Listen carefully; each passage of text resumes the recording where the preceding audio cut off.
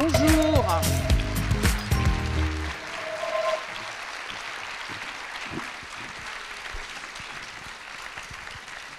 Bienvenue dans cette magnifique salle du Tripostal où... Ah non, non, non, non, tu fais une entrée. Ah non, non, non, non, non, non, non. Ah ben non, ça va être sous les applaudissements qu'il va faire. On la son refait. entrée quand même. Ah ben non, non, non. On est en plus dans un théâtre. On soigne son entrée quand même. Hein. Donc à côté de moi, Pierre Langlais, journaliste spécialiste de séries à Télérama. Et quel journaliste! Ah oui, vous pouvez le... Absolument. Qui va animer cette rencontre. Je voudrais tout d'abord remercier le Théâtre du Nord qui nous accueille extrêmement généreusement pour toutes nos masterclass et rencontres pendant le festival Sérimania. C'est toujours bien d'avoir un partenaire, c'est toujours bien d'échanger entre disciplines artistiques, théâtre et séries. Merci le Théâtre du Nord. Je vais saluer... Ah voilà, oui, non mais vous pouvez l'applaudir effectivement. Je vais saluer dans la salle François Bunel et Delphine de Vigan qui sont là et qui aussi méritent vos applaudissements. Les étudiants du tremplin, la formation, ouais, organisée par Sérimania Institute, ici avec tous ces jeunes des Hauts-de-France. C'est formidable de voir votre énergie, c'est formidable de voir votre envie d'écrire, de travailler dans le milieu des séries. Et là, vous allez assister à une rencontre un peu magique, n'est-ce pas Pierre? Absolument. Parce que notre invité, qui va faire son entrée, même s'il est d'une grande modestie, malgré son Oscar, car effectivement, c'est un de nos réalisateurs français qui a un Oscar, c'est une personnalité extrêmement atypique, extrêmement intéressante dans le monde du cinéma et de la série, parce qu'il alterne, ce qui va être au centre de la discussion avec Pierre pendant 1h30, le dialogue entre fiction et réalité, vue soit... non, attends. C'est quoi déjà? On a trouvé un titre quand même. Fiction et documentaire. Il est écrit là. Fiction et documentaire, deux miroirs d'une même réalité. Vous savez, c'est un sujet Sciences Po. Quand on a trouvé le titre avec Frédéric Lavigne, le directeur artistique qui est dans la coulisse, c'est très compliqué en fait. Il est tellement... Bon, je vais faire le panégyrique de Jean-Xavier de Lestrade, dont je suis une grande fan.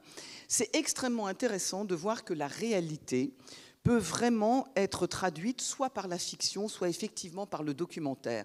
Et lui est une personnalité qui passe de l'un à l'autre, et c'est ça qu'il est primordial, effectivement, d'interroger.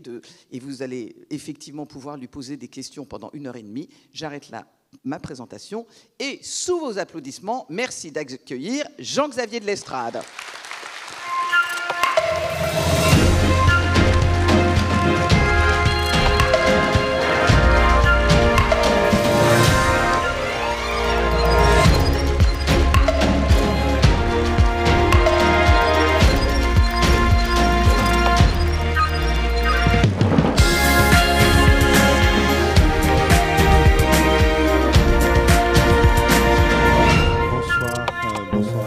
Bonsoir à tous. Ah non, bonjour.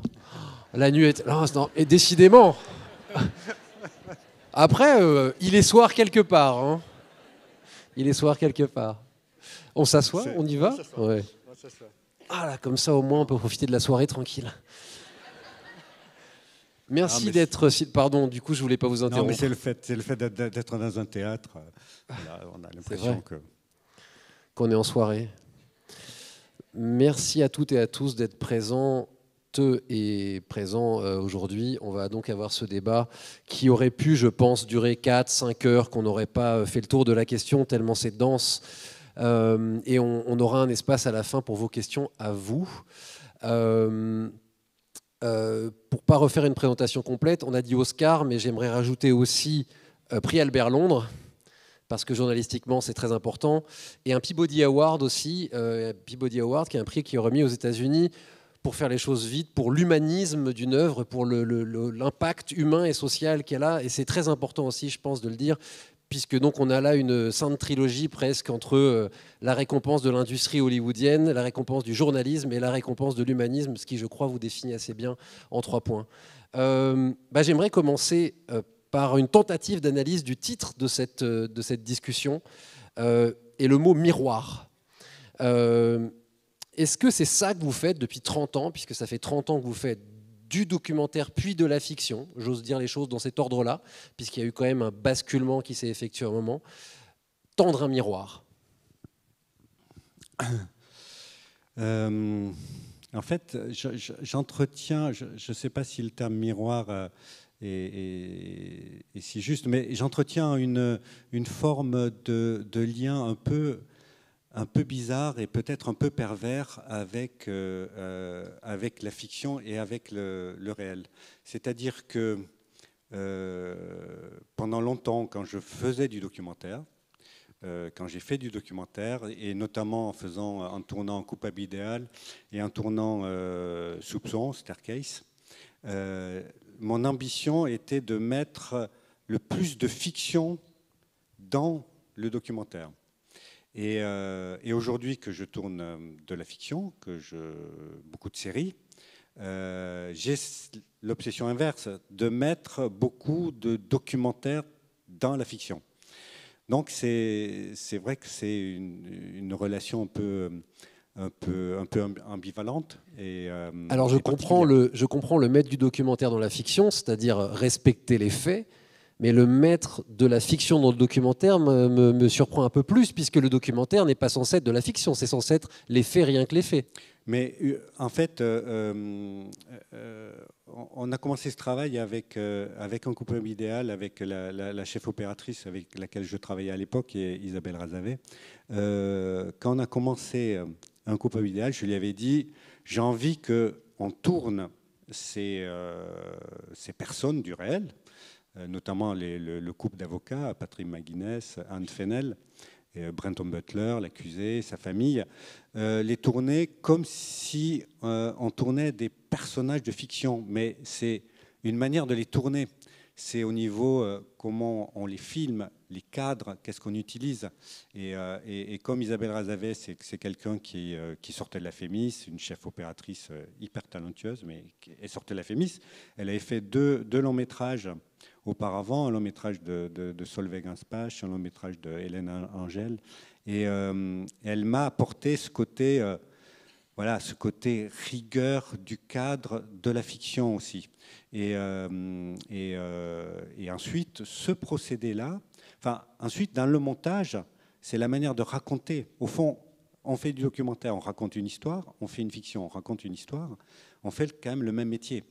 C'est toujours raconter des histoires, et c'est ce qui me passionne, c'est raconter des histoires. Sauf que les outils sont différents. Et donc, j'ai essayé, à la fois dans le tournage et ensuite dans le montage, de structurer le récit en utilisant des outils ou une grammaire, une syntaxe qui est plus proche de celle de la fiction. Alors évidemment, on va creuser ça pendant cette heure et demie. Je voulais, dans un deuxième temps, m'arrêter sur le mot réalité. Alors là, celui-là, il est peut-être encore plus complexe. C'est quelle réalité qu'on filme? Parce qu'a priori, le réalisateur de fiction filme une fiction, le réalisateur de documentaire filme la réalité. Donc si on dit deux miroirs, on va creuser tout ça. Et réalité, le mot réalité, pour vous, ça veut dire quoi? Le mot réalité, il n'a pas de réalité. Ça n'existe pas, en fait, la réalité. Parce que surtout quand on filme la justice comme vous l'avez fait. Parce que la réalité... Mais même quand on tourne un documentaire, il n'y a pas de réalité en soi. Ce que vous filmez, le réel que vous filmez, est un réel qui vous inclut dans ce que vous filmez. Une équipe de tournage, même si elle est toute petite, et pour reprendre un Coupable idéal, toute la première partie du tournage, nous n'étions que deux. Il y avait Isabelle Razavet et moi qui m'occupais du son, donc pour être le plus discret possible, le plus mobile, le plus léger. Ce que l'on tournait, la réalité que l'on tournait était modifiée par notre présence. Donc, la réalité n'existe pas en soi, même en documentaire. Et ensuite, en fiction, il y a toujours, dans la fiction, moi je suis obsédé par ça, c'est-à-dire que je pense que dans la fiction, il y a toujours une part de documentaire. C'est-à-dire que quand vous filmez une scène entre deux comédiens, même voilà, il y a un décor, il y a des comédiens, il y a un texte qui a été écrit, et tout le monde sait ce qu'il a à faire, c'est sur des rails, voilà. Sauf que ce qui va se passer entre ces deux comédiens à ce moment précis, il doit y avoir dedans une part, il doit surgir une part de réel. Il doit surgir, c'est aussi une fiction, le tournage d'une fiction, c'est aussi le témoignage d'un moment donné, d'un état de deux êtres humains qui se rencontrent et qui se parlent. Émotionnellement, c'est un documentaire. Bah, oui, je me nourris de ça. Et je pense que les meilleures fictions se nourrissent de ce qui transpire au-delà de ce qui est prévu par le travail fictionnel. On va rentrer dans le vif du sujet en regardant un premier extrait d'une fiction, la dernière en date, que vous avez fait, Sambre, où justement cette rencontre est évidente entre la pure fiction et une réalité. On regarde cet extrait et je vous laisse nous en parler derrière.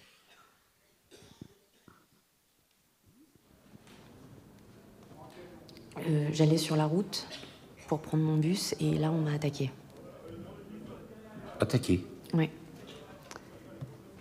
Je marchais et j'ai senti comme une présence derrière moi. Et j'ai pas eu le temps de me retourner qu'il y a quelqu'un qui m'a attrapé par le cou.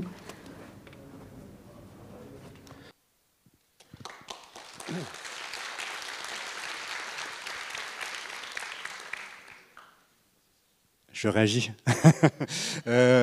Voilà, évidemment, enfin, c'est une séquence très intéressante parce que tout le projet de Sambre tient en amont, tient sur des femmes que l'on n'a pas entendues, que l'on n'a pas écoutées, que l'on a maltraitées, méprisées, institutionnellement. Elles ont été maltraitées par l'agresseur, mais ensuite l'institution, la police, la justice ne les entend pas, ne les écoute pas. Et en faisant cette série, il s'agissait de faire entendre leur voix, de leur rendre une existence, et à travers de leur rendre une parole. Et à travers ce fait de leur rendre la parole, c'était aussi une manière de leur rendre une dignité. Et donc dans le premier épisode, il y avait comme ça deux dépositions de victimes, celle qu'on vient de voir, Christine, et un peu plus loin, il y a la déposition de Jennifer. Et je me disais, il faut que placer le spectateur, le placer dans un état où il est obligé d'écouter, d'entendre la parole de cette victime, ce qui n'avait pas été fait par les policiers. Et donc ça, c'était vraiment une sorte d'obsession et aussi d'amener le spectateur dans un état où il va regarder ça, il ne sait plus trop s'il est en train de regarder une fiction ou quelque chose qui est un peu plus qu'une fiction, si on ne rentre pas dans un état d'une dimension qui est beaucoup plus proche de quelque chose de brut et de documentaire. Et donc, voilà, cet extrait-là, il y a une manière de filmer. En fait, pour tout dire, pour arriver à ça, avec des comédiens, et avec des comédiennes, et bon, avec Alix Poisson, qui est une comédienne hyper pointue, hyper travailleuse, hyper sensible, hyper virtuose. Mais on ne peut pas arriver à cet état où on a quelqu'un qui raconte une histoire assez longue, mais donner l'impression qu'elle raconte pour la première fois, qu'elle est sur le fil comme ça. En fait, pour tout dire, on a tourné peut-être 10 ou 12 prises. Avant d'arriver à ça, 12 prises avec 2 caméras, parce que voilà, un dispositif normal. Et au bout de 12 prises, j'ai dit, bon, maintenant, je sens qu'elle est prête, Alix, était prête dans un état où elle était un peu confuse parce que je la dirigeais dans un sens, puis dans l'autre, puis pleure pas du tout, sois pas ému, ou là tu vas l'être énormément, donc on fait des prises comme ça qui amènent un état de confusion chez le comédien, chez la comédienne, et qu'à un moment donné, elle devient elle-même très fragile.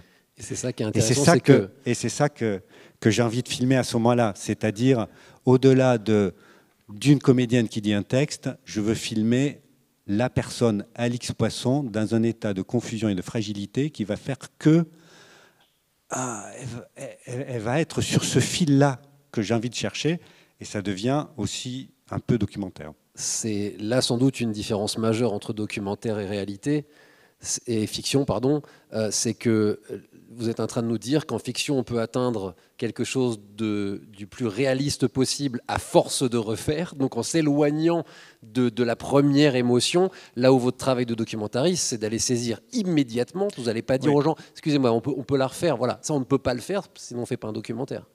Oui, c'est très paradoxal. Mais là effectivement, quand on a des comédiens aussi talentueux, aussi virtuoses qu'Alix, parfois il faut épuiser le talent pour arriver à quelque chose qui est plus brut, plus à fleur de peau, enfin plus saisissable comme ça. Et quand même, la caméra est un outil exceptionnel parce que c'est un effet grossissant.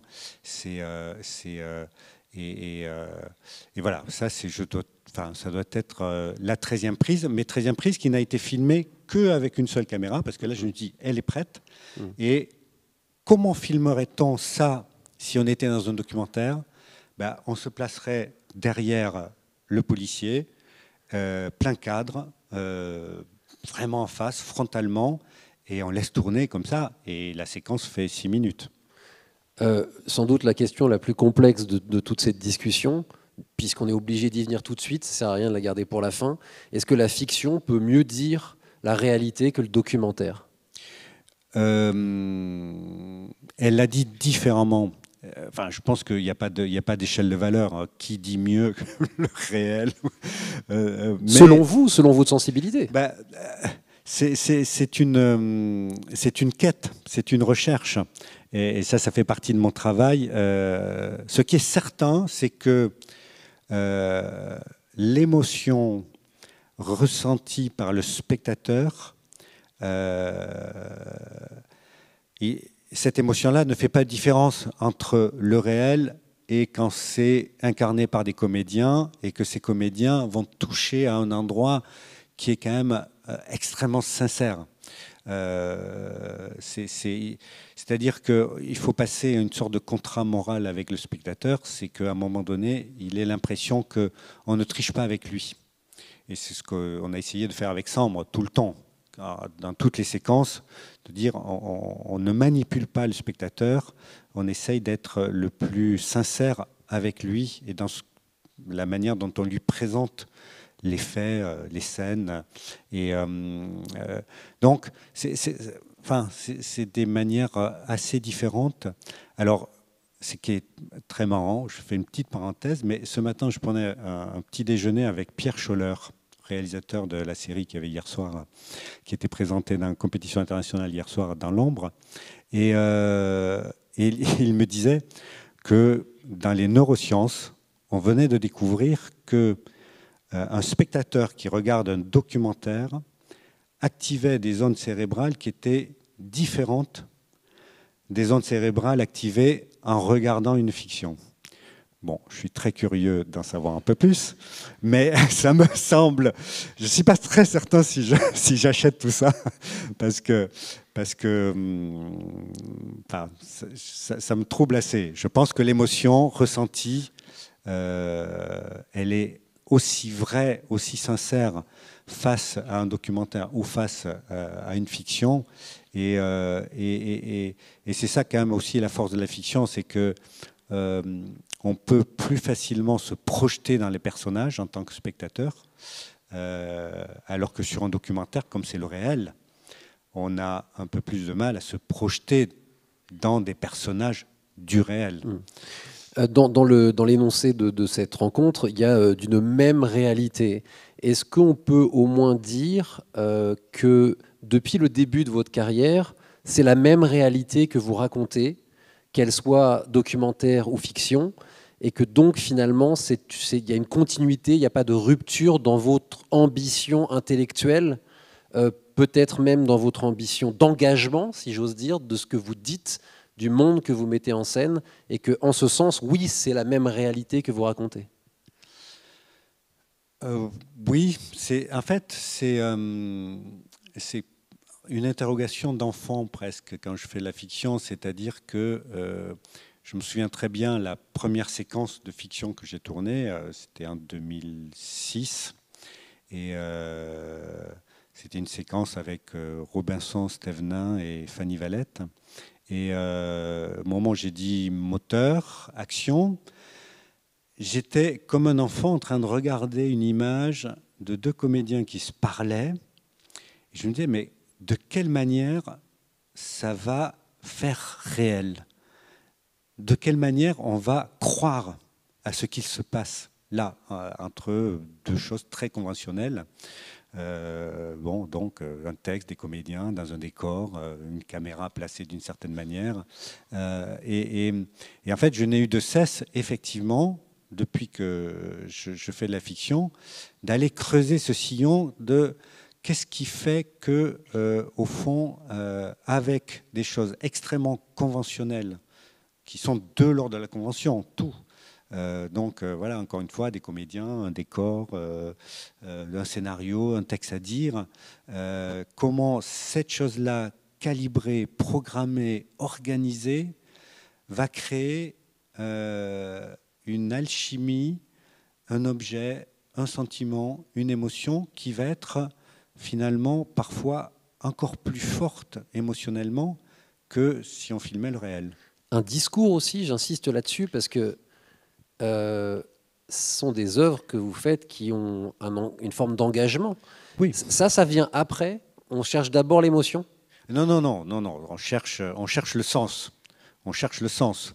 La Parce vraie qu'en différence. ce sens, le documentaire et la fiction oui, se rejoignent aussi. Là, c'est pour ça mais en fait, la vraie différence aussi, c'est que vous tournez un documentaire, vous tournez les faits, vous tournez le réel, vous tournez l'histoire. Quand vous faites de la fiction inspirée de faits réels, vous cherchez à tourner l'histoire qui est racontée par l'histoire, et non pas l'histoire elle-même. Donc, on va essayer de chercher ce qui est invisible. On va essayer de faire remonter ce qui ne serait pas visible dans un documentaire. Et c'est ça qui est passionnant dans le travail que l'on peut faire dans Sambre.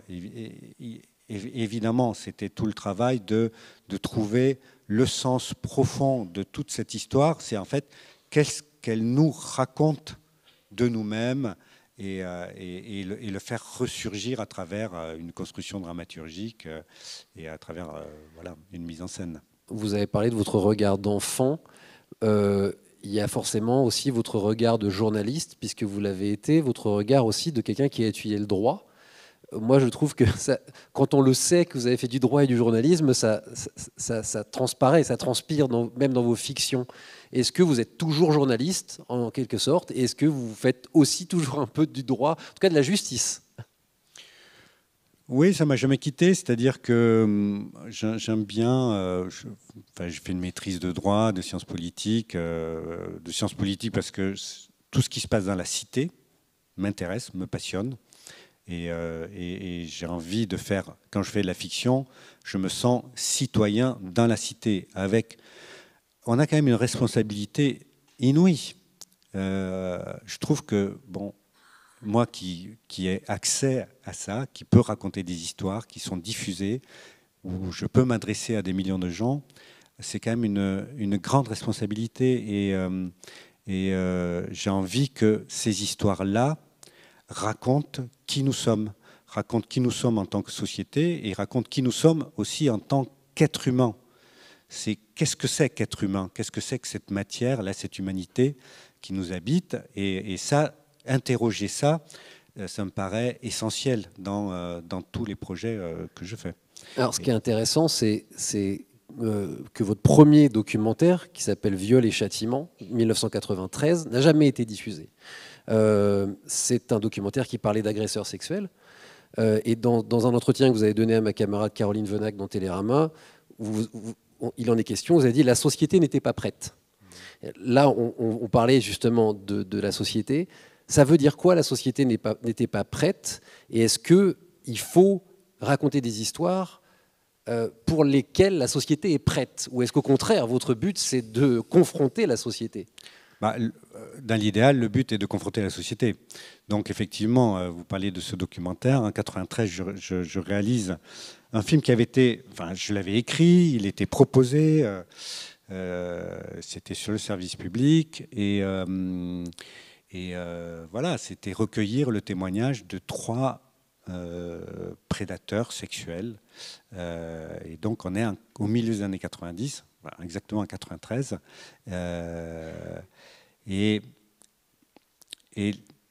bon, je pensais, moi, que c'était essentiel de devoir raconter ça et de devoir le raconter là, à ce moment-là, parce que cette problématique, c'est une problématique qui ne concernait pas seulement que une histoire entre un agresseur et des victimes, mais c'était une problématique qui concernait toute la société.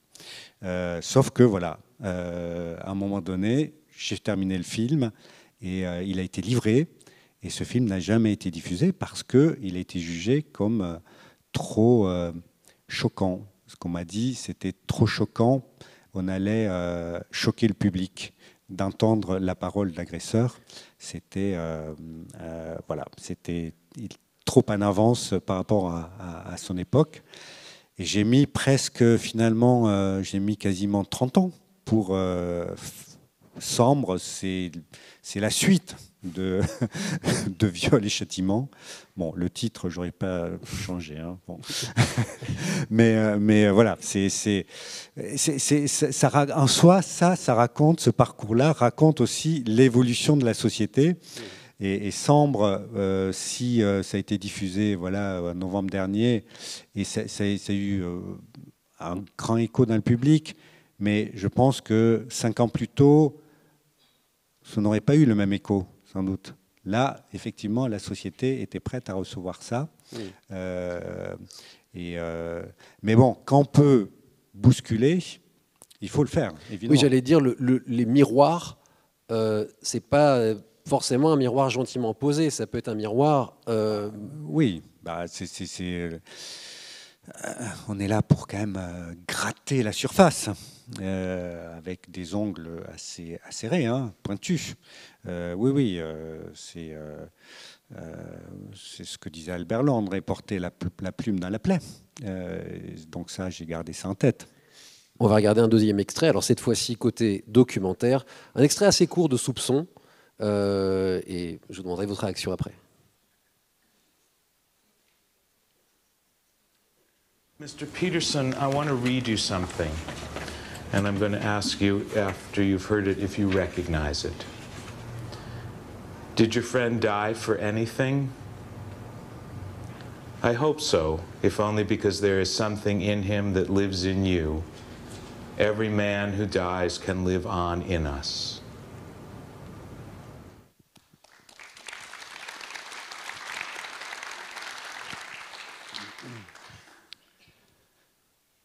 Alors...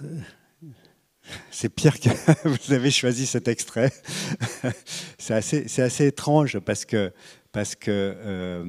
pour ceux qui n'ont pas vu Soupçon, Staircase, c'est un extrait où on a quelqu'un qui pose des questions à Michael Peterson et cette personne a été engagée par la défense pour préparer son témoignage au cas où il serait amené à témoigner au cours de son procès.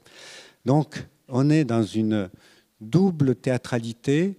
On filme l'entraînement de quelqu'un qui pourrait être amené à témoigner. C'est ça qui m'intéressait, c'est que c'est par ailleurs une séance de témoignage avec un plan relativement fixe sur le témoin. Et du coup, c'est sans doute un peu retors, mais par rapport à ce qu'on a vu avant. Oui.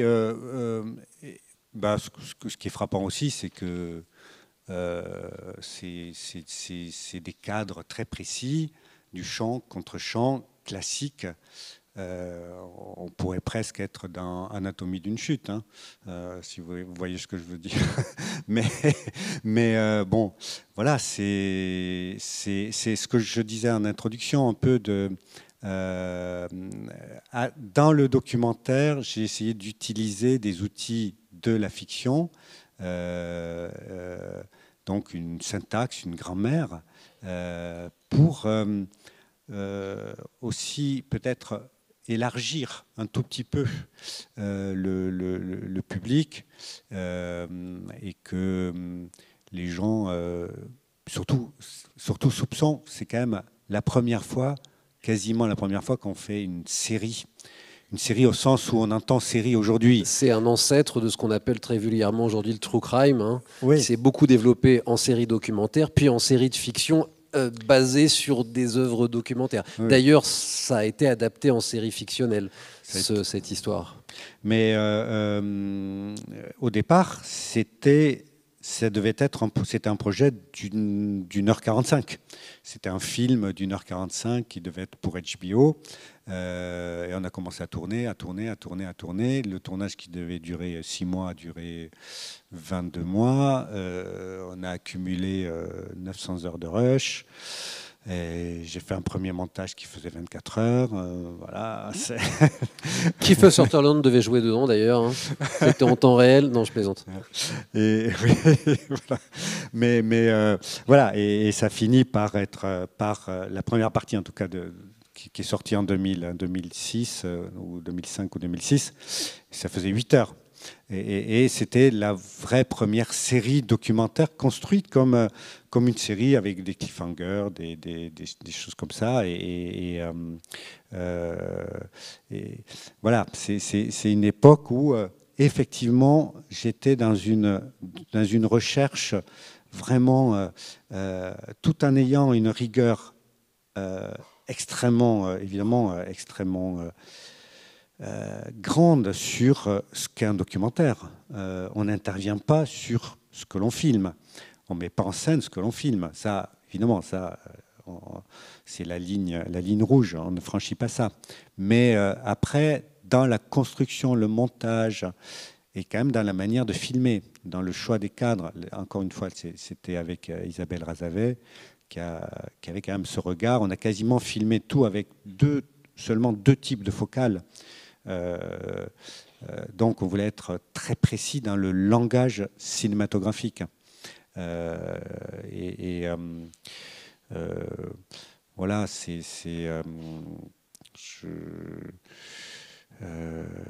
sais. Parlons de votre regard, parce qu'évidemment, même si vous êtes dans les faits les plus purs, vous avez un regard. Ça, on ne peut pas s'en défaire. Quel est-il, ce regard, si vous arrivez à le définir? Et est-ce qu'il est différent entre le documentaire et la fiction? Ce qui est certain, c'est que je ne tournerais pas de la fiction de la même manière si je n'avais pas fait des années de documentaire. Parce que qu'est-ce que vous apprend vraiment le documentaire? Qu'est-ce qui m'a appris, en tout cas moi? Documentaire, c'est l'école de l'humilité, vraiment. C'est-à-dire que vous êtes en permanence dépendant de quelque chose que vous ne maîtrisez pas. Voilà, que ce soit Coupable idéal ou Staircase, vous allez être dépendant des événements et vous n'allez pas les maîtriser. Vous les mettez pas en scène. Donc, il y a une école de la patience, de l'humilité, et vous apprenez à regarder les gens. Et surtout, Staircase, Michael Peterson, sur lequel pèse peut-être toujours un mystère. C'est quelqu'un qui est quand même accusé d'avoir tué sa femme, et dans des conditions très singulières et très mystérieuses. Et donc, j'ai passé mon temps à l'observer, à le regarder, à être convaincu qu'au bout du tournage, je saurais certainement s'il avait commis ce crime, si c'est un crime, ou pas. Donc, il y a cette école-là de l'attention à l'être humain, du regard sur l'être humain, mais quelque chose de très intense, de très précis. Et c'est des heures, des semaines, des mois, et là, en l'occurrence, des années même. Et donc, cette acuité-là, je l'ai gardée pour la fiction. Et les comédiens, je n'oublie jamais qu'un comédien, avant d'être un comédien qui va être à un endroit précis, qui va faire un chemin précis, des gestes précis, dire un texte écrit, précis, avant d'être tout ça, ce comédien est un être humain. Il arrive avec qui il est en tant qu'être humain. Et moi, j'ai envie de chercher ça, de chercher aussi à filmer ce que le comédien peut apporter en tant que personne. Et dans la direction d'acteur, c'est dans la fiction sans doute la chose qui me passionne le plus, parce que c'est celle qui est la plus aussi mystérieuse, je ne sais pas si ça peut s'apprendre, c'est la direction de comédien, mais c'est une sorte de musique et de sensibilité, sans doute développée au cours des années de documentaire. Mais c'est ce regard-là, c'est cette attention-là, c'est l'attention à une sorte de musicalité et de sensibilité. Et voilà, je pense que je ne pourrais pas diriger les comédiens de cette manière-là si je n'avais pas fait pendant 20 ans des documentaires. Est-ce que cette acuité ne sous-entend pas une empathie? Et est-ce que l'empathie ne mène pas à s'éloigner de la réalité? Puisqu'on s'éloigne du fait, puisqu'on est dans une émotion plus intime et personnelle. Je ne suis pas sûr de comprendre bien où se situe. Est-ce que votre regard n'est pas fatalement teinté par les heures que vous pouvez passer au contact d'un vrai personnage dans le documentaire ou d'un personnage de fiction, et du coup, on pourrait dire que le meilleur documentariste, mais je me trompe sans doute, ça serait celui qui serait le plus distant, si j'ose dire. Or, on finit par avoir une empathie, et vos œuvres d'ailleurs sont marquées par votre capacité à l'empathie. Oui. Même si on prend le cas de Michael Peterson, je l'ai côtoyé, encore une fois, des heures, des semaines, même des années. Et le tournage s'est quand même achevé en 2017. Commencé en janvier 2002, achevé en février 2017. Ça fait quand même 15 ans. Ça fait du temps. 15 ans de suivre quand même le parcours de quelqu'un, une affaire judiciaire sur autant d'années. Ce qui est un peu très singulier et assez unique. Mais comment ne pas... moi, je ne suis pas Frédéric Wiseman, quoi. Je ne regarde pas simplement, et beaucoup d'admiration pour Frédéric Wiseman et son travail, mais je ne regarde pas l'institution. J'ai envie de regarder les êtres. Et oui, j'ai de l'empathie pour les gens que je filme. J'essaye de... j'aime les gens, quoi. C'est ça qui me définit le mieux, peut-être. À la fin des années 2000, pour arrondir, vous avez fait une bascule vers la fiction. Est-ce dire que la réalité la plus brute, vous aviez fait le tour où vous n'y trouviez plus suffisamment, ou plutôt que vous avez réalisé que la fiction pourrait vous permettre d'aller plus loin, de faire autrement? C'est-à-dire qu'avec Staircase, avec les 8 heures de Staircase, j'avais le sentiment d'être allé au bout d'une logique. Justement, après, voilà, je pense que la série était tellement construite comme une série et pouvait se regarder de manière aussi addictive qu'une série de fiction, que je me disais, on ne peut pas aller plus loin que ça, en conservant la même éthique. Après, le stade d'après, c'est vraiment mettre tous ces outils appris dans le documentaire au service de la fiction. Donc le passage dans la fiction. Ça me paraissait une forme d'évidence. Et en même temps aussi parce que une chose beaucoup plus égoïste et personnelle, c'est que tournage de Staircase, c'est 22 mois d'aller-retour en Caroline du Nord, 39 allers-retours en avion, qu'on ne pourrait plus faire aujourd'hui. Hein. J'espère pas. Pour la planète, en tout cas. Mais bon, à l'époque, on ne se posait pas cette question. Et cet épuisement à rentrer dans le psychisme de personnes vivantes, de personnes du réel, et qui aussi vous envahissent. Et vous créez des liens très forts qui durent, qui restent, mais qui sont toujours présents aujourd'hui.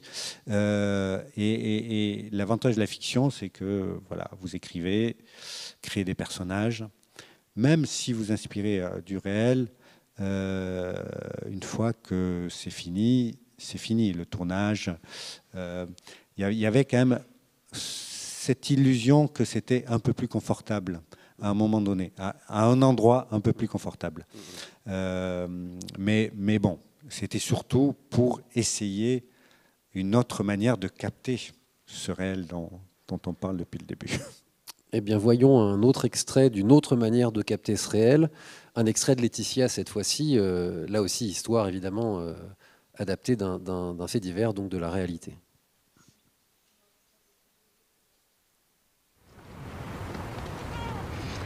Mais dès que je peux, je me casse. Sérieuse? Ah ouais? Ah ouais? Je te jure.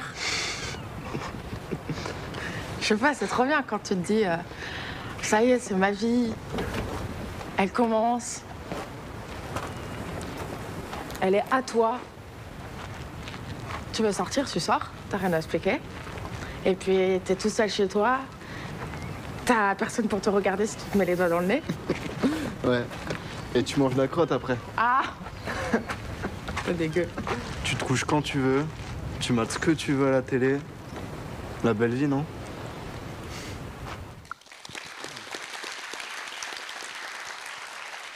Donc là, j'imagine une scène écrite. Oui, ça c'est une scène. Enfin, c'est une scène qui aurait pu avoir lieu puisque Laetitia a passé un moment avec ce personnage, avec Nicolas. Mais on avait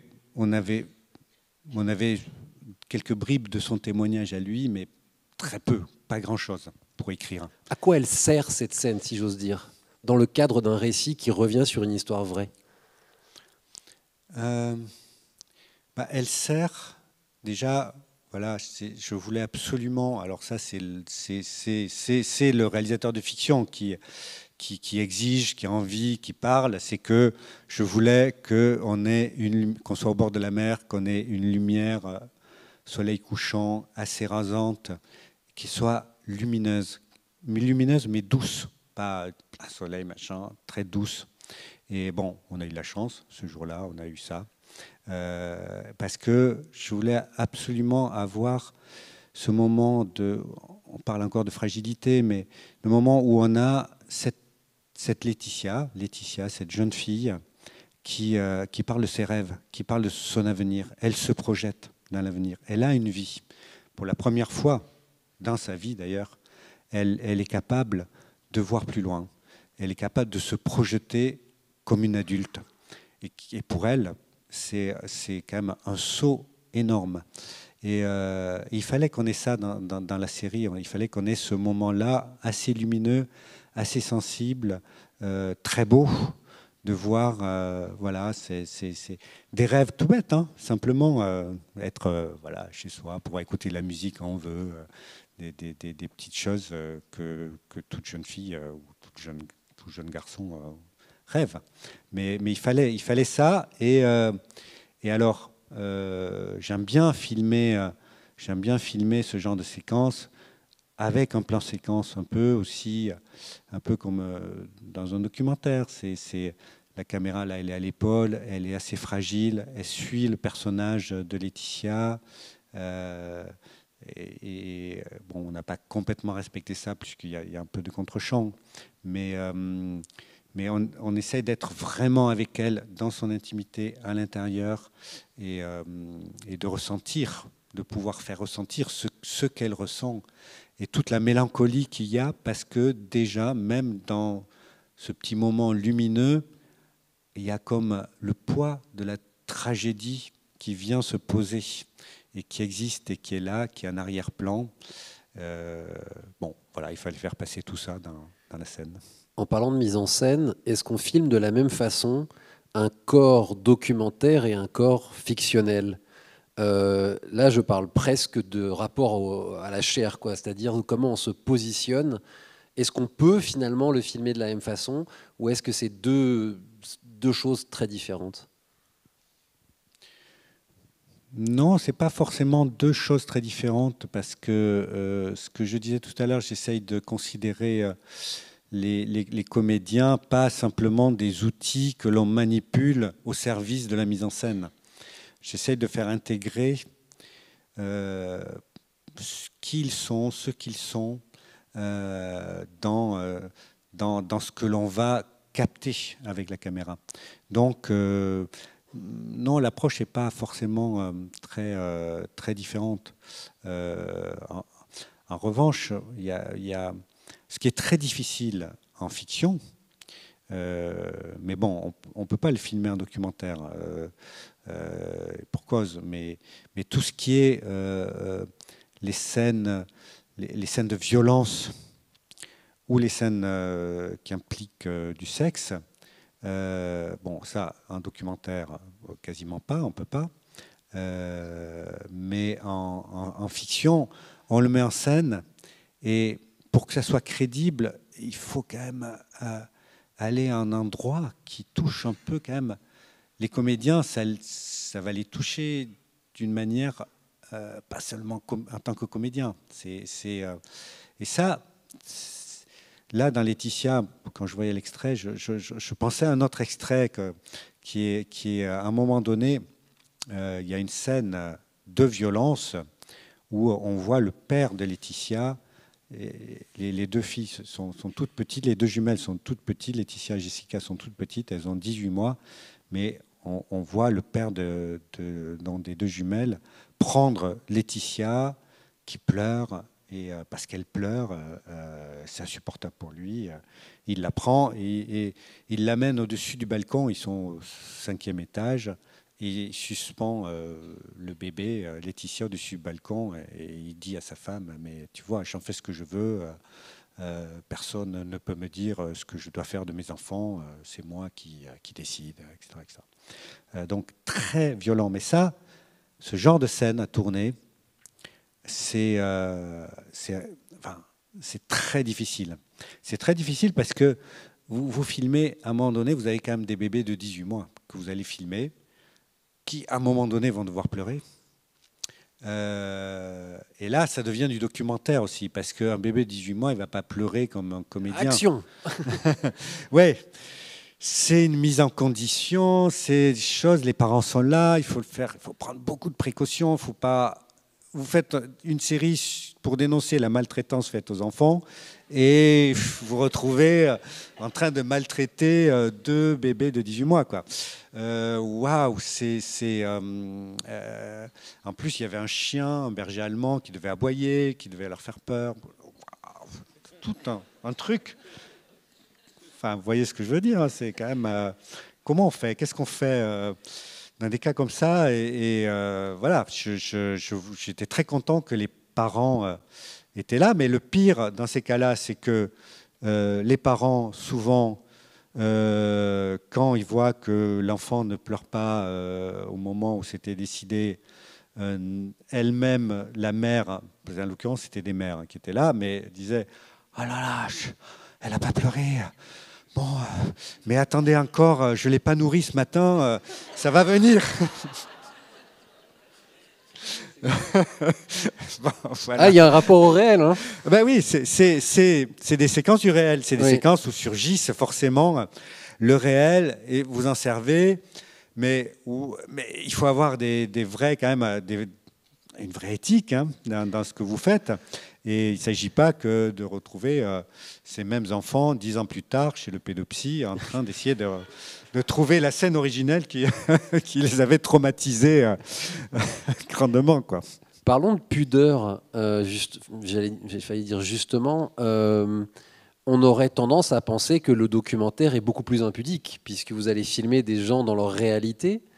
Est-ce vrai? Et est-ce que finalement la fiction, alors surtout le type de fiction que vous faites, qui vont raconter des histoires vraies, est pas encore plus impudique, puisque vous allez filmer l'intimité de la réalité, même si vous la réécrivez quelque part. Mais du coup, réécrire, c'est encore plus impudique. Donc, quel est le plus pudique des deux? Les deux peuvent être pudiques. Enfin, ça dépend ce qu'on met dans le mot pudique. C'est-à-dire que il y a des gens qui sont très doués pour mettre en scène leurs propres émotions et les faire déborder et les rendre envahissantes et centrales.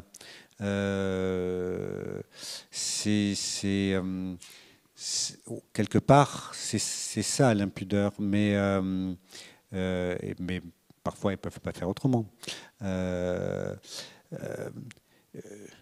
Il est certain que, je me souviens très bien, on ne pouvait pas faire Laetitia, le projet de Laetitia, quand même on parle de l'assassinat d'une jeune fille de 18 ans qui a été assassinée dans des conditions absolument atroces. Prendre la responsabilité de traiter cette histoire, d'y revenir, sachant que Laetitia a une sœur jumelle, Jessica, qui a déjà énormément souffert. Évidemment, elle a souffert de la mort de sa sœur et de tout ce qui s'est passé après, de tentatives de récupération qu'il y a eu, l'exploitation, les médias, la politique, tout ça. Donc, prendre la responsabilité d'en faire une série et donc, quelque part, un spectacle, un petit peu. On ne peut pas le nier. Donc, prendre cette responsabilité, il fallait absolument que Jessica soit partie prenante du projet, soit associée au projet et ne s'y oppose pas, en tout cas au départ, ne s'oppose pas du tout.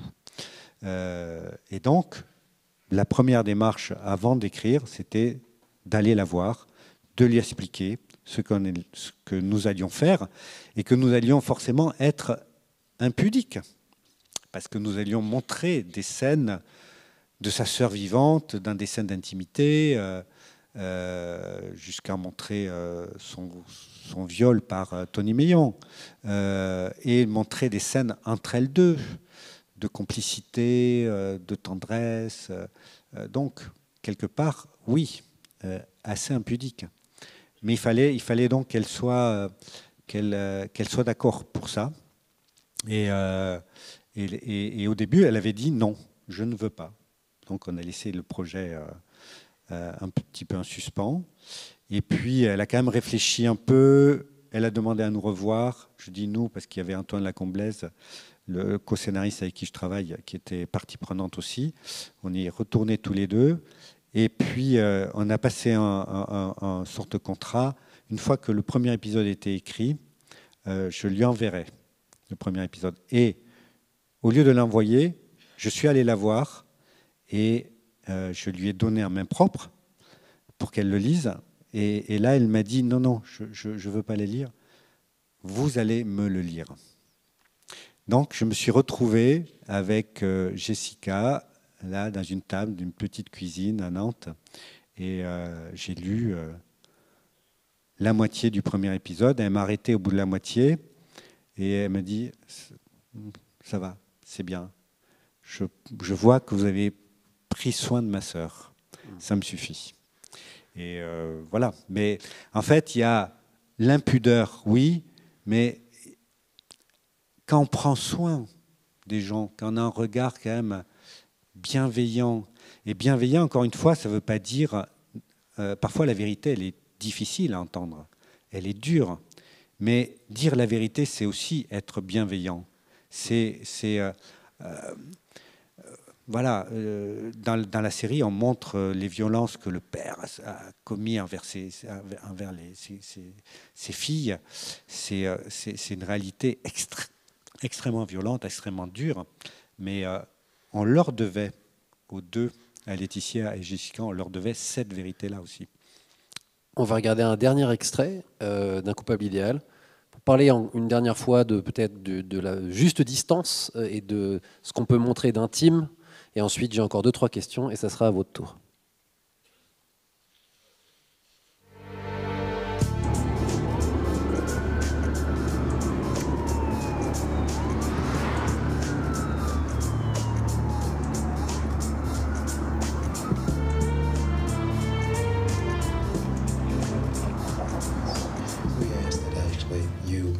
Give Mr. McGinnis all the tools that is needed and his staff to really work on our son's behalf, dear Heavenly Father. Dear Heavenly Father, we ask you to touch the judge, dear Heavenly Father. We ask you to really touch his mind for he can make just rulings in our favor, dear Heavenly Father. Dear Heavenly Father, we love you, we honor, and we adore you, dear Heavenly Father. We're going to give you the praise all of our days. Amen. Amen.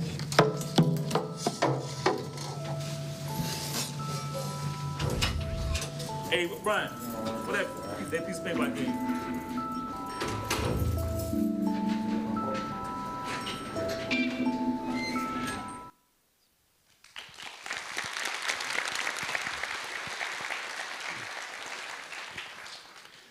En fait, dans cette séquence, ce qui compte le plus, c'est le geste de Brenton Butler à la fin de la séquence. Ce petit geste de la main vers nous, ça veut dire que nous sommes dans la scène, nous existons et nous avons un lien avec lui. Il est tout à fait conscient de ça. Et ce qui nous a été donné de filmer, de capter avec la caméra, n'a pas été volé. Voilà. Et ça, c'est très important quand même qu'à un moment donné, il y ait, l'équipe qui filme ne disparaisse pas complètement de la scène. Et est-ce qu'il y a des réalités que la fiction ne pourra jamais affronter, que peut-être le documentaire peut affronter, que seul le travail journalistique finalement peut affronter, ou est-ce que la fiction peut aller partout? C'est une question que moi on me pose aussi parfois en tant que journaliste spécialisé. On me dit, est-ce qu'il y a des sujets intraitables, infilmables, qu'on ne peut pas mettre en scène? Oui, très certainement. On a une bonne base de réflexion avec le film de Jonathan Glazer, La zone d'intérêt, où, j'imagine que certains d'entre vous l'ont vu. Comment filmer les actes de barbarie extrême, les mettre en scène dans une fiction, est-ce que c'est concevable? Voilà, soit on fait La zone d'intérêt, soit on fait La liste Schindler. C'est deux points de vue très différents. Je pense qu'effectivement, il y a la force de la fiction, c'est que vous pouvez mettre en scène. Et dans la mise en scène, il y a ce que vous mettez hors champ, ce que vous gardez évidemment hors champ. Et ça, c'est une possibilité que vous avez toujours. Mais c'est une grande question, c'est une question essentielle. Oui, j'allais dire que le documentaire peut montrer des choses peut-être beaucoup plus violentes, oui, puisqu'on ne fait que filmer la réalité, si j'ose dire. Oui, il y a quelques exemples. J'ai en tête un documentaire qui a été fait il y a une quinzaine d'années, mais j'ai oublié le titre là comme ça, mais il y avait des scènes dedans de violence qui étaient à la limite du supportable, mais c'est des scènes qui, voilà, elles existent, elles sont là. Après, on décide de les monter ou de ne pas les monter, de les montrer ou de ne pas les montrer. C'est une décision de montage.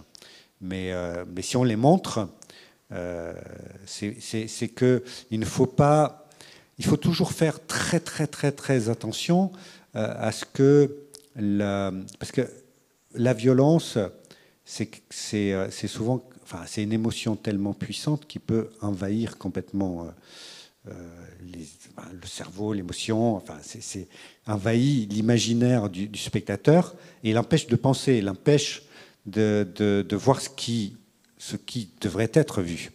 Et par exemple, si je reviens à Sambre, il y avait dans l'épisode 6, début de l'épisode 6, il était décidé depuis le début dans l'écriture qu'on devait commencer par le viol d'une des victimes de Enzo. Alors, pendant 5 épisodes, on ne montrait rien de cette violence, mais on l'entendait à travers le récit des victimes. Donc, le spectateur a 5 heures, 5 épisodes pour lui-même imaginer ce qui s'est passé, se construire un imaginaire autour des agressions, autour, des agressions. Et donc, on arrive à l'épisode 6, et là, il faut montrer quand même quelque chose, parce que je pense qu'à ce moment-là, le spectateur, il est prêt à être confronté à la violence, sans qu'il en soit débordé et émotionnellement envahi. Et qu'est-ce qu'on va montrer de cette violence? Il faut la montrer suffisamment puissante pour ne pas éluder la violence, parce que c'est quand même au cœur du sujet. C'est un homme qui a été d'une violence extrême. Et si la fiction n'arrive pas à en donner un tout petit bout, là, on rate. Donc, voilà, on le montre. Je voulais que ça soit un plan séquence, mais on s'arrête à partir du moment où ça devient plus nécessaire. Une fois qu'on a montré la violence, donc on s'arrête vraiment avant le viol. Il y a l'agression, il y a la manière dont il l'attrape, il la tire, et cette violence-là est déjà suffisamment forte et puissante pour qu'on soit un peu submergé et qu'on ait, qu'on ait l'idée de cette violence. Je vous ai amené sur ce terrain pour ma dernière question, parce que c'est une des questions au centre de votre prochain projet de série, que je vais vous laisser présenter vous-même, et qui peut-être pose pour la société française le plus brutalement, frontalement, cette question de ce qu'on peut mettre en scène et d'un événement qui a bouleversé les Français il n'y a pas si longtemps, une dizaine d'années. Oui, alors là, je suis en train de travailler sur un nouveau projet. C'est en écriture, donc c'est quand même assez frais, qui tourne autour des attentats du 13 novembre 2015. Et je me suis intéressé à un groupe de personnes. Ce sont 7 personnes qui se sont retrouvées otages au Bataclan, au premier étage du Bataclan. Il y a un petit couloir, et pendant 2h18, ce groupe a été retenu donc en otage par les 2 terroristes qui restaient après que l'un des 2 terroristes ait été abattu par un capitaine de la BAC. Donc, ce groupe de personnes, de toute la nuit de tuerie qu'il y a eu, c'est le seul groupe qui était vraiment en contact avec les terroristes, qui a dialogué avec les terroristes, et qui ont eu pendant 2 heures, quasiment 2h20, 30 fois, qui ont pu 30 fois imaginer leur mort arriver. Et ils s'en sont sortis. Ils s'en sont sortis, et ils n'ont pas pu faire autrement que de créer des liens très forts entre eux. Des liens qui s'apparentent à des liens de famille. Ce n'est pas des liens d'amitié, c'est autre chose que ça. C'est des liens familiaux. Et ça a participé grandement à la manière dont ils ont ensuite surmonté chaotiquement l'événement, la prise d'otage, la violence, la mort imminente, tout ça. Et voilà. Donc, effectivement, dans ce projet, la première question, c'est qu'est-ce qu'on va montrer de la nuit? Qu'est-ce qu'on peut montrer? Qu'est-ce qu'on ne peut pas montrer? Dire que c'est une histoire vraie quand même, que c'est cette personne-là, vous leur avez parlé, etc. C'est pas quelque chose que vous avez inventé. Parce que là, on est complètement dans le sujet, puisque nous écrivons, avec toujours Antoine Lacomblesse, mon complice, nous écrivons à partir du récit de ces 7 personnes. Donc on est complètement dans le réel, dans le récit que nous font de comment ils l'ont vécu et comment ils le racontent aussi. C'est double chose. Et on ne va pas confronter leur récit à d'autres récits. C'est le récit du groupe. Donc on écrit à partir de ce matériau. Mais forcément, la manière dont ils parlent des 2 terroristes dans le couloir se pose immédiatement la question comment on traite ça. Est-ce que même peut-on filmer ne serait-ce qu'un coup de feu, un tir de Kalachnikov et ça fait partie du cœur du projet aussi. Mais en même temps, je trouve que là, ça va bientôt faire quand même 10 ans. Hein. Ça paraît plus proche que ça, mais au moment où la série va être diffusée, ça fera 10 ans exactement. Je pense que c'est le laps de temps qu'il faut pour que la fiction puisse s'emparer de cette histoire collective qui nous concerne tous. Et la fiction ne pouvait pas rester en dehors de cette histoire collective. Et je pense qu'à travers la fiction aussi, on peut la traiter différemment et on peut rentrer dans l'intimité. Rien d'autre que la fiction ne pourra rendre compte mieux, sans doute, du parcours de ces personnes après, une fois qu'ils sont sortis du couloir du Bataclan, comment ils se sont reconstruits. J'aime pas du tout ce terme parce qu'on ne se reconstruit pas, quoi. On survit, mais on vit quand même. Et donc, voilà, ça va raconter ce projet, cette histoire-là. Merci. On va passer le micro dans la salle.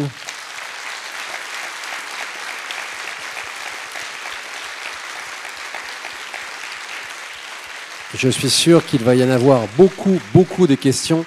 J'en vois déjà 1, 2, 3, 4, 5. C'est bon, on est au complet. Je ne sais pas où sont les micros, donc voilà. Voilà. Il y a aussi un monsieur en bas et 2 personnes sur le côté là-bas. Chacun son tour. N'hésitez pas à vous signaler quand vous parlez. On vous a vu, monsieur. Allez-y, là-haut. Ouais. Bonjour, messieurs. Il fonctionne ou pas? On vous entend, on vous entend. Super. Merci beaucoup pour cette superbe conférence. Merci à vous deux. Vous avez abordé il y a 30 ans cette question du viol et du châtiment. Il y a 10 ans, la question du Bataclan. Est-ce que vous avez des projets que vous aimeriez aborder, mais que la société n'est pas encore prête à affronter? Là, comme ça, peut-être, mais je ne les dirai pas ici. Oui, peut-être, oui. Merci. Désolé d'être aussi court dans la réponse. Bonjour. Premier rang, oui. Oui, ici. Ouais. Bonjour, donc merci pour cette conférence très intéressante. Moi j'avais 2 questions. Une première qui est touchée à Manon. La première partie, le 3 fois Manon, est d'aspect bienveillant comme vous l'avez évoqué, c'est-à-dire que ça n'occulte pas la dureté de la réalité et en même temps il y avait un énorme message optimiste dedans. Et dans la deuxième partie qui est d'aussi grande qualité, qui est portée par Alba Gaia Bellucci, qui est extraordinaire dans cette série, on perd un peu ce côté optimiste. On a la dureté, on a la complication, ça se passe effectivement 3 ans après, et on perd cet optimisme-là. Qu'est-ce qui a guidé en fait cette différence entre les 2 projets? Dans 3 fois Manon, on a quand même une jeune adolescente submergée par la violence, qui se retrouve dans un centre éducatif fermé, 6 mois, et avec Antoine Lacomblesse, on avait vraiment envie de montrer qu'on pouvait, en fait, on pouvait canaliser, on pouvait apprendre à canaliser cette violence et que cette violence ne venait pas de nulle part, hein, comme la violence ne vient jamais de nulle part. Et le discours, enfin, le film, la série, elle est presque, il y a un optimisme un peu volontariste, c'est-à-dire que on montre l'évolution d'un personnage en 6 mois, ce qui dans la vie prendrait sans doute plus que 6 mois, ça prendrait 2 ans ou 2 ans et demi pour arriver à l'endroit où Manon arrive à la fin de ces 6 mois.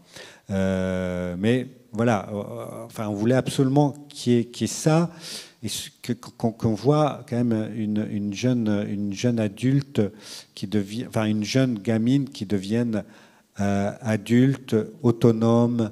On voulait vraiment montrer ça. Après, dans la deuxième partie, c'est l'entrée dans la vie, dans le monde du travail, la confrontation relationnelle. Ça ne veut pas dire que parce qu'elle est sortie du centre, qu'elle a réglé tous ses problèmes. C'est que quand on a eu une enfance aussi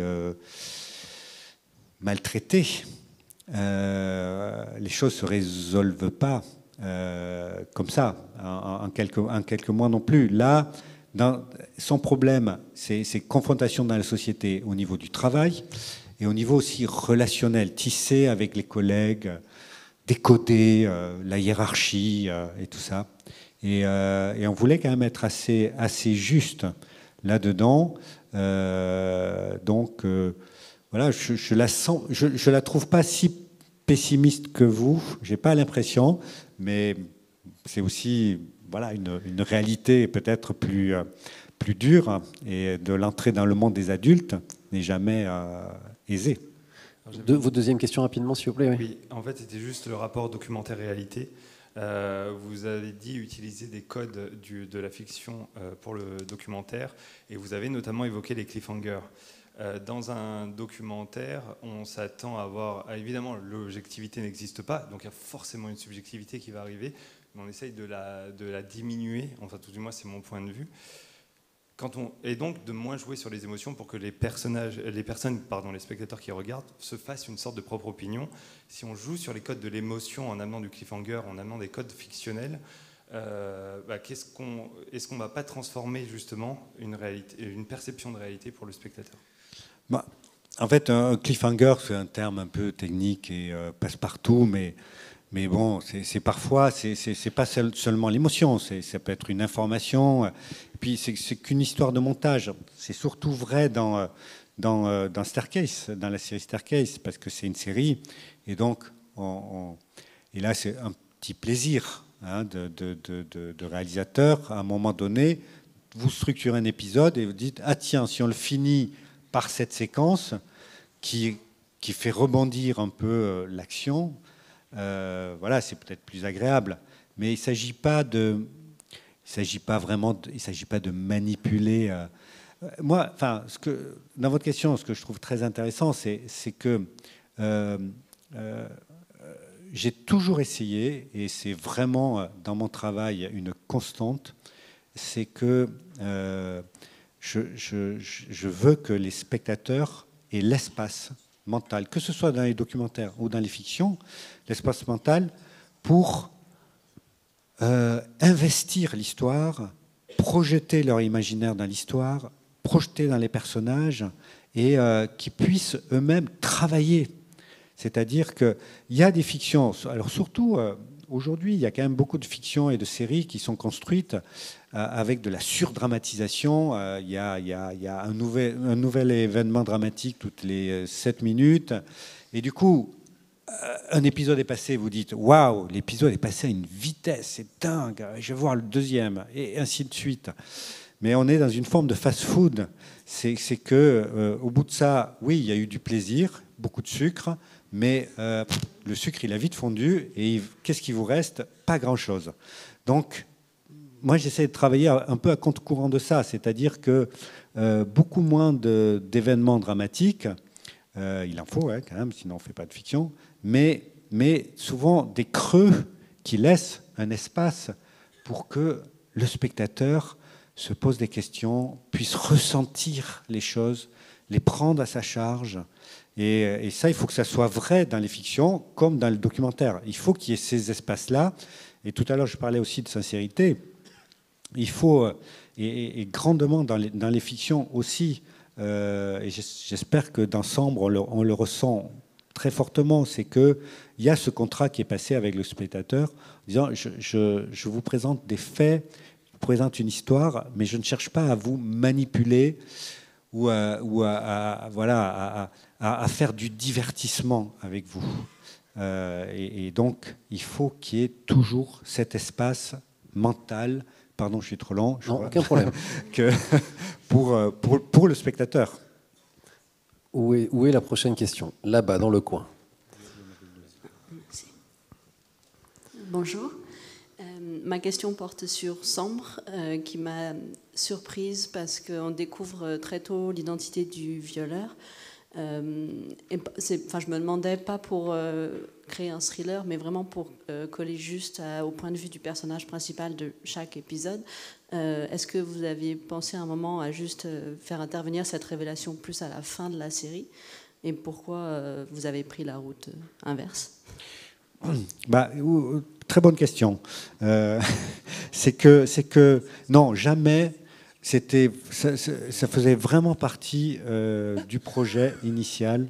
C'est-à-dire que la question de Sambre, ce n'est pas la question de qui a commis ces crimes. Parce que ça serait détourner l'attention au mauvais endroit. Le bon endroit de la question de Sambre, c'est comment a-t-on fait pour ne pas l'arrêter pendant 30 ans? C'est pas comment on a fait pour l'arrêter, mais c'est comment a-t-on fait pour ne pas l'arrêter pendant 30 ans.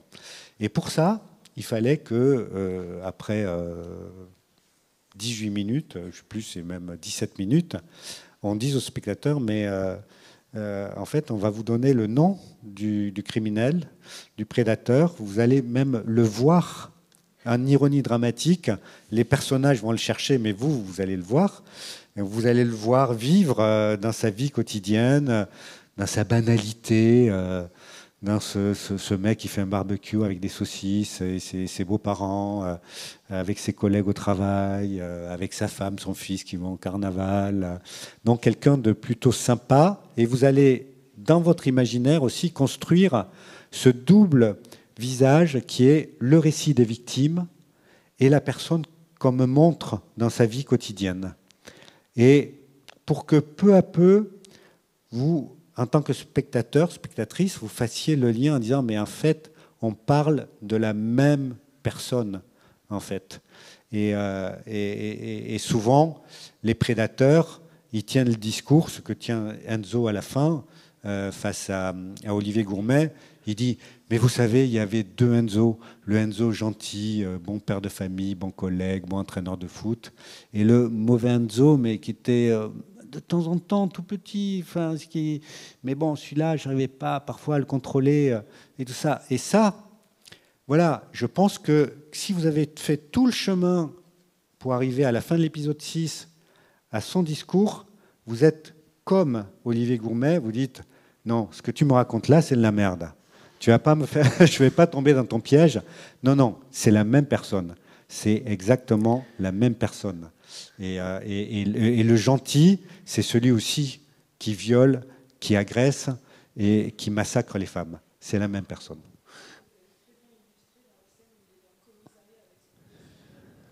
Oui, qui est une scène vraie, hein, qui est tirée du réel, hein, complètement. Ouais. On a le temps pour 2 dernières questions avant de devoir libérer la salle. Il y a déjà le micro là-bas. Bonjour, merci pour la conférence.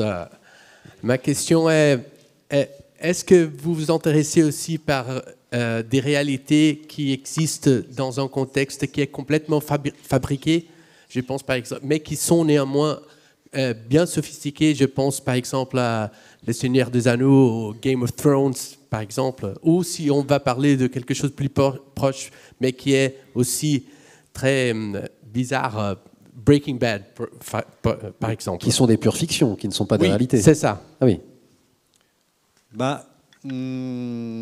Non, pas vraiment. Enfin, disons que Ce que je disais, c'est peut-être mon ADN, la manière dont je suis construit. C'est que je me sens vraiment concerné en tant que citoyen dans la cité. Et j'ai envie de traiter de sujets, enfin d'histoires, parlons d'histoire plus que de sujets, ce sont quand même des histoires qui nous concernent aujourd'hui, qui nous concernent tous, qui nous concernent en tant que corps social et en tant que citoyens, qui doivent nous préoccuper. Donc voilà, après j'adore Game of Thrones et j'adore regarder Breaking Bad. C'est pas du tout antinomique. Où est la dernière question? Elle est là-bas dans le coin. Bonjour et tout d'abord merci d'être revenu nous voir. Si on fait une question courte et une réponse courte, on en fera une toute dernière. Mais vraiment une toute dernière, sinon après je vais me faire taper sur les doigts. Alors je vais essayer de faire vite. Après avoir vu Sambre, j'ai eu envie de lire le livre d'Alice Géraud justement pour rebondir un peu sur le thème, pour faire le parallèle entre la fiction et le livre qui est une succession de faits. Et dans le livre, on peut peut-être noter une certaine répétitivité de fait, puisque Dino Scala, je prends son nom réel dans le livre, effectue ses agressions toujours de la même façon. Et la question que je vais vous poser, c'est vous, au niveau de la série, vous avez choisi de faire un épisode sur un personnage. Est-ce que c'était dans le but, justement, d'éviter cette répétitivité, ou est-ce que cela n'avait rien à voir du tout avec ça ? Non, ça n'a pas à voir avec ça. C'était qu'on voulait se placer à des endroits différents de la société. C'est-à-dire raconter que le viol et quelque part la culture du viol, c'est quelque chose qui ne concerne pas simplement une histoire entre des policiers qui cherchent un criminel. C'est quelque chose qui concerne toute la société. Donc, on est parti de la première victime qui est confrontée au travail des policiers, enfin le travail des policiers, le non-travail des policiers ou la maltraitance des policiers, comme on voudra.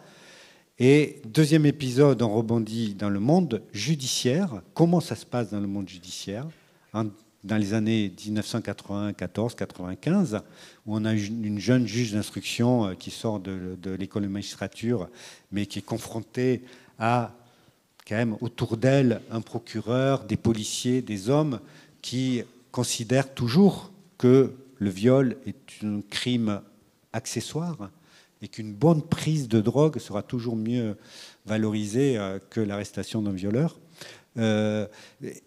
Et après, on passe à une mère d'une petite ville, donc on est dans le milieu politique, et on voit bien qu'aussi dans le milieu politique, il y a un mur qui se dresse face à elle et face à ses actions. Donc, ce n'était pas forcément pour éviter la répétition, mais c'était pour montrer que ça concerne toutes les strates sociales. Il y a comme une sorte de peinture qui essaye d'embrasser le spectre social le plus large possible. Alors, la toute dernière question, elle était quelque part au milieu, c'est ça, en plein centre, là. Merci beaucoup. Effectivement, merci pour cette conférence passionnante. Moi, je pensais à la série The Staircase avec Colin Firth, donc la série fictionnelle. Je me demandais si vous y aviez participé et aussi ce que ça vous aviez fait d'avoir été à votre tour incarné par un comédien dans une série, alors que, enfin, à l'inverse de ce que vous faites d'habitude. Oui, alors, effectivement, HBO a produit une série de pure fiction, enfin de fiction, qui est tirée de l'histoire de Soupçon, de Staircase. Au début, j'ai participé, j'ai rencontré le réalisateur Antonio Campos, mais en 2010, 2011, il avait ce projet depuis très longtemps, et il avait cette idée que je trouvais passionnante, qui était de dire, et ça rejoint un peu notre conférence, c'est que c'est très intéressant, dans cette histoire, on a trois vérités. On a la vérité judiciaire, on a la vérité de l'accusé, ce qu'il raconte, le récit qu'il fait, et on a la vérité d'une équipe de documentaristes qui vient là et qui va filmer le réel et qui va elle-même présenter sa propre réalité, sa propre histoire. Et donc, à travers une fiction, c'était ça son idée. Et quand il m'a raconté ça, je dis, mais waouh, c'est passionnant. Ça va être, oui, moi, si c'est ça, j'ai envie de le voir. Et on lui a ouvert, j'ai ouvert toutes mes archives, il a eu accès à tous les rushs, tout ça. Il est venu à Paris pendant 3 semaines, 4 semaines. Et puis, il a mis du temps quand même à monter son projet. Au début, c'était un long métrage avec la Fox, machin. Enfin, il y a eu plusieurs. Puis ça finit sur HBO, en série. Et au départ, le contrat prévoyait que je puisse participer à l'écriture au scénario. Puis finalement, bon, ça avait duré tellement longtemps et que j'étais dans d'autres projets. Et je le connaissais bien quand même, Antonio Campos. Je dis, mais attends, c'est ton histoire maintenant. Tu écris, vas-y, tu écris, tu prends ton équipe. Je n'ai plus rien à voir. Voilà. Et malheureusement, j'ai vu la série quand ça a été diffusé sur HBO et j'ai trouvé ça horrible. Vraiment horrible. Horrible parce que d'abord, ce qu'il avait fait de la famille Peterson, il n'a attiré que les côtés les plus dark, les plus freaks, quoi. C'est vraiment... et je pense que ça, c'est pas... Voilà, c'est pas quelqu'un qui aime beaucoup les gens, hein, on va dire. Voilà. Et après, alors que j'ai passé des heures à expliquer ce qu'on fait, quel est notre travail de documentariste et la manière dont il a filmé cette équipe documentariste, mais c'est une honte. C'est une honte pour tous les documentaristes. C'est pas possible de nous représenter de cette manière-là, où là, on manipule quand même un peu les choses, où on refait faire une interview. Enfin, c'était honteux. Donc, on a écrit à HBO, on les a menacés d'un procès, machin, enfin un truc, et ils ont rajouté un carton pour dire que voilà, l'équipe documentariste n'était pas d'accord avec la réalité présentée dans la fiction. Mais voilà, c'est une mauvaise expérience, alors que le projet au départ pouvait être assez excitant. Merci beaucoup Jean-Xavier de Lestrade pour cette intervention. Merci à vous. Et merci à vous d'être venus si nombreux. Bon dimanche.